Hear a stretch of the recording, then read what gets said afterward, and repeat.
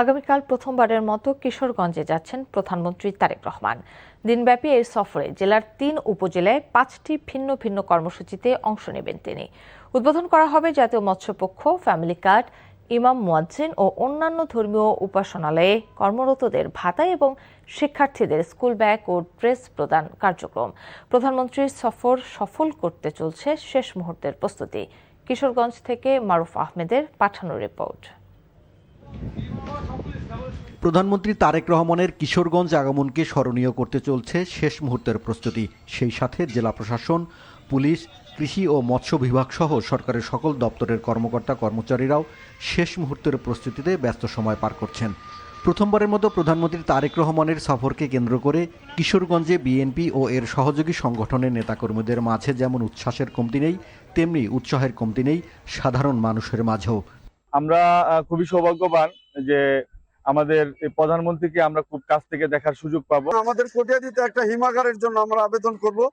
রোববার সকালে পাকুন্দিয়া উপজেলার মির্জাপুর চেয়ারম্যান বাড়ি ঘাট এলাকায় ব্রহ্মপুত্র নদে মাছের পোনা অবমুক্ত মৎস্য খামারিদের মাঝে মাছের পোনা বিতরণ ও শুভেচ্ছা বিনিময় করবেন প্রধানমন্ত্রী।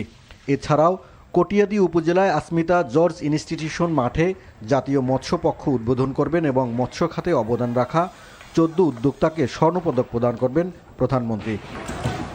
পরে দেশের বৃহত্তম ঈদগাহ ঐতিহাসিক শোলাকিয়া ঈদগাহ ময়দানের উন্নয়ন কার্যক্রম উদ্বোধন করবেন এবং ছাত্রদলের উদ্যোগে বৃক্ষরোপণ কর্মসূচিতে অংশগ্রহণ করবেন তিনি। বিকেলে জেলা শহরের পুরাতন স্টেডিয়ামে আনুষ্ঠানিকভাবে ফ্যামিলি কার্ড, ইমাম মুয়াজ্জিন ও অন্যান্য ধর্মীয় উপাসনালয়ে কর্মরতদের ভাতা এবং শিক্ষার্থীদের স্কুল ব্যাগ ও ড্রেস প্রদান করবেন প্রধানমন্ত্রী।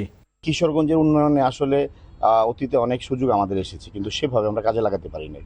এবার আমরা চাচ্ছি যে সার্বিকভাবে বৃহত্তর জনগোষ্ঠীর উন্নয়নে যে পদক্ষেপগুলো নেওয়া দরকার সেগুলো আমরা ওনার কাছে দাবি রাখবো। আমি আশা করি কিশোরগঞ্জের ব্যাপারে উনি অত্যন্ত দুর্বল এবং কিশোরগঞ্জের উন্নয়নে উনি কিন্তু ইতিমধ্যেই ব্যাপক সহায়তা করার আশ্বাস দিয়েছেন। কিশোরগঞ্জ উন্নয়ন প্রকল্প নামে একটা প্রকল্প গ্রহণ করা হয়েছে।